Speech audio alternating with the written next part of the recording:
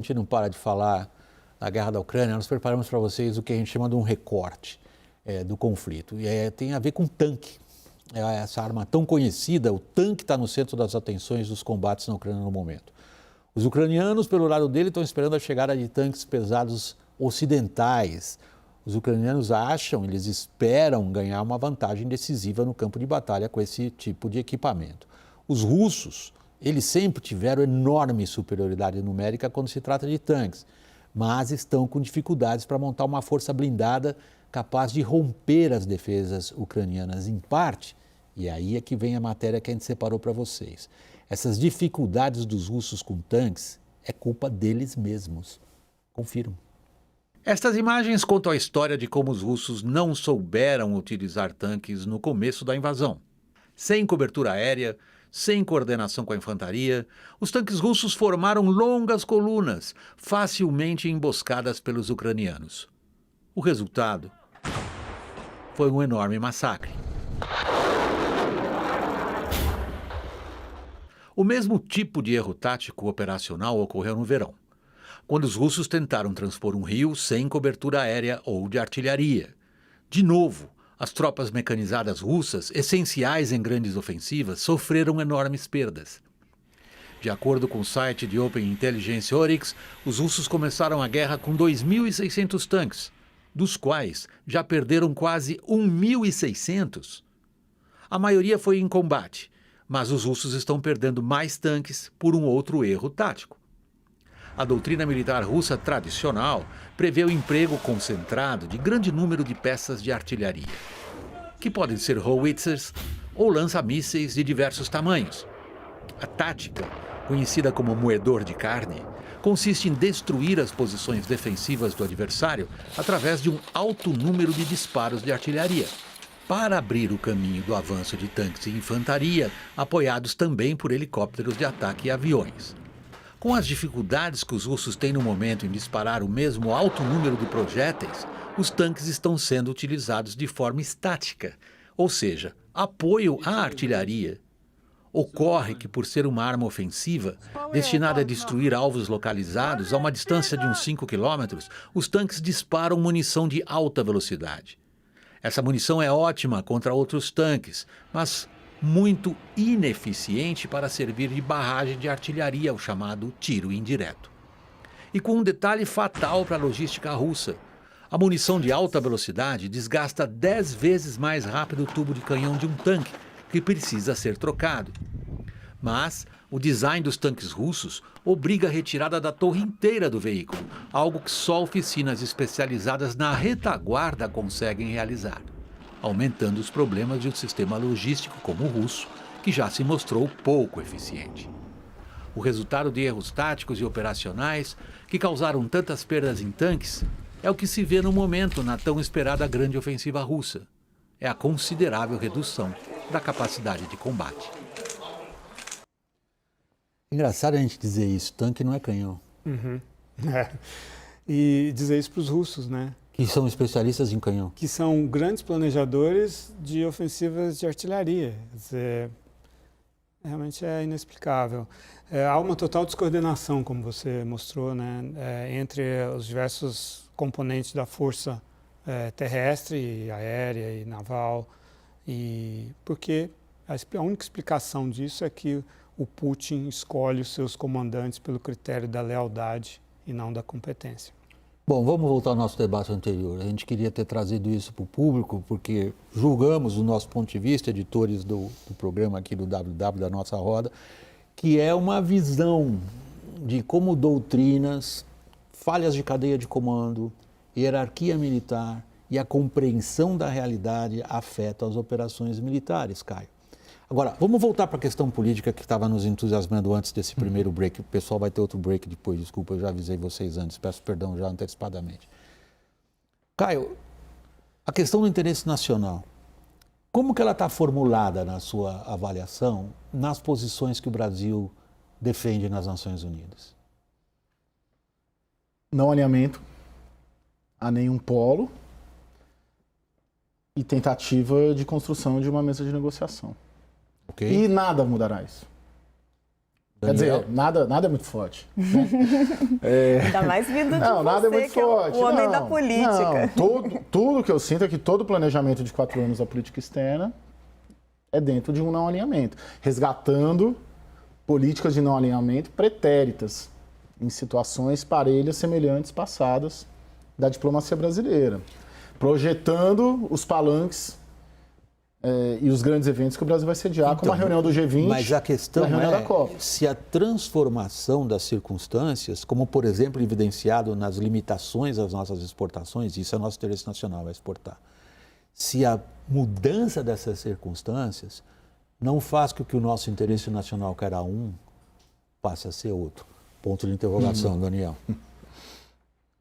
Vocês observem que na semana passada, na Conferência de Segurança em Munique, houve uma interrogação colocada pelo presidente da França, Emmanuel Macron, que era justamente o seguinte: por que o Sul global não se engajou nessa guerra até agora, né? Um pouco também coincide ali com esse questionamento hoje na matéria do New York Times, né?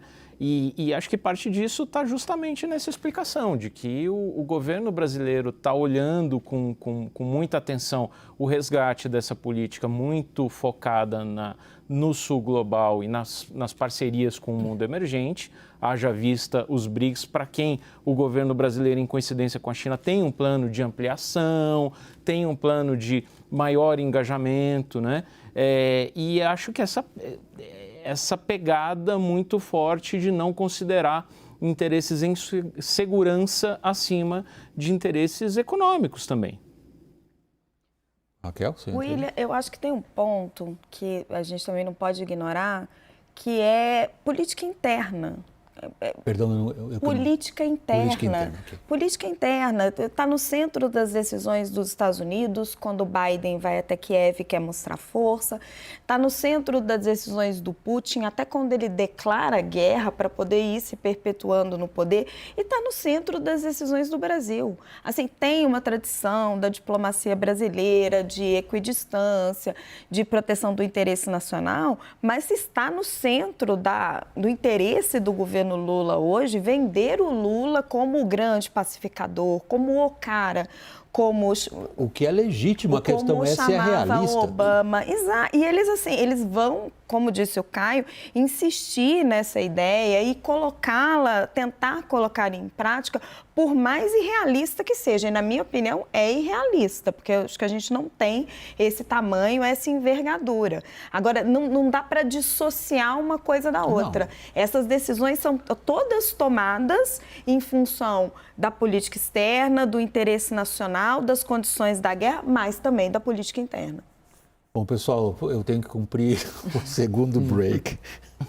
Dá uma bagunça hoje, mas vamos lá, o intervalo dura pouco, a gente volta a falar da guerra da Ucrânia daqui a um instantinho. Obrigado pela paciência.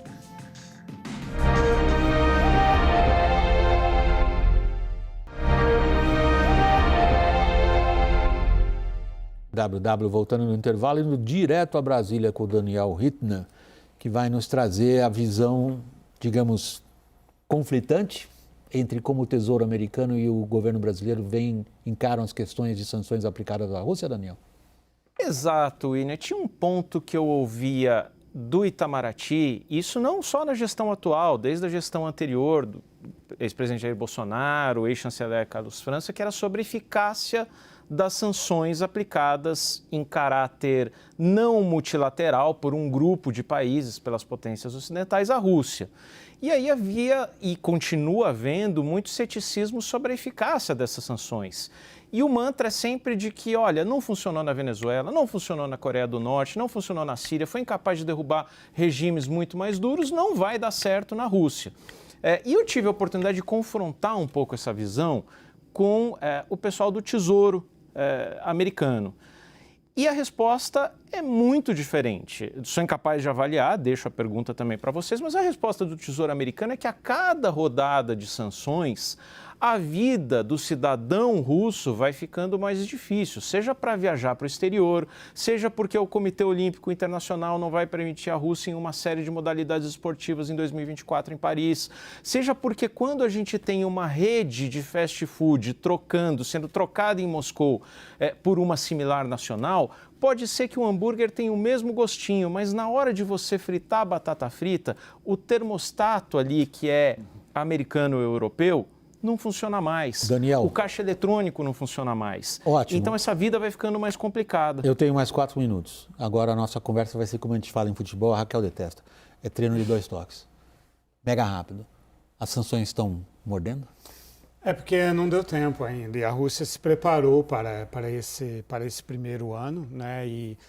Então, várias coisas que foram feitas acabaram ajudando a Rússia. Ela aumentou os juros, ela proibiu os exportadores de reter dólares, eles tiveram que dar os dólares para o Banco Central. O petróleo e o gás subiram de preço em razão da própria crise, das próprias sanções. Então, tudo isso compensou as perdas que a Rússia teve. Ela teve perdas muito grandes, da ordem de 40%, mas compensou em termos de fluxo externo. Agora, este ano, todos esses fatores favoráveis deixam de existir. E a economia russa ela está crescendo, mas está crescendo dentro do complexo bélico. Quer dizer, ela é uma economia que está se organizando agora para a guerra de longo prazo. Por isso que o Putin, anteontem, preparou a população para uma guerra de grande prazo. Então, da mesma maneira que aconteceu com o Terceiro Reich na Alemanha, a economia crescia, apesar das sanções e da guerra, mas ela era uma economia de um país em guerra. Sem guerra, essa economia deixa de ter sentido. Caio, tem alguém pensando lá em Brasília, por exemplo, qual é a linha a partir da qual a gente não cede? Não, William, não vejo, não noto hoje um limite. Ainda mais com o encontro com a ida do Lula, hoje todos os esforços da diplomacia brasileira, eles estão muito mais no encontro, na viagem do Lula para a China no final de março. Está marcada a data, já? Com o Xi Jinping, não, a expectativa do encontro dos dois presidentes, dos dois líderes é 28 de março. Okay.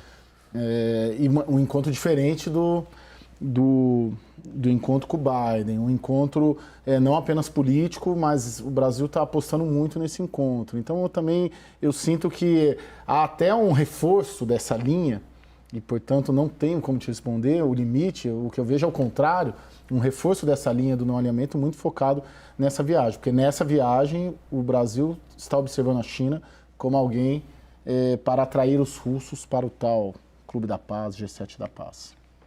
Raquel? Raquel olhou para mim e falou, em que sentido, William? Estou pensando o que o William vai me perguntar. Exato. Não, como você tem um interesse enorme em questões de economia, você, quando entrou na CNN, a nossa analista de economia, você é analista, você está abordando todos os assuntos e se esforça muito neles. É algo que a gente fica muito orgulhoso de ver você seguindo essa trilha. No caso da Rússia, nós estamos vendo uma situação clássica, na qual a asfixia financeira, a asfixia no setor de energia, de qual ela depende, aparentemente funciona ou não. O que a analista de economia diz? William, funciona em termos, porque ela encontrou outros clientes. Então, a China compra, a Índia compra, outros países... O Brasil aumentou 38% as importações. Exato, eles vão e compram esse petróleo, esse gás da Rússia. O gás com menos... desconto ainda por cima. Mas com desconto. Este que é o ponto. Então, assim, é o que o Lorival falou. Ela se preparou para esse primeiro ano, ela continua vendendo o seu produto, mas quem está verdadeiramente lucrando com isso é a China. A Rússia vai perder divisas. E aí o povo vai sofrer, porque uma economia de guerra está toda voltada para tentar vencer a guerra, não para cuidar e alimentar a sua população.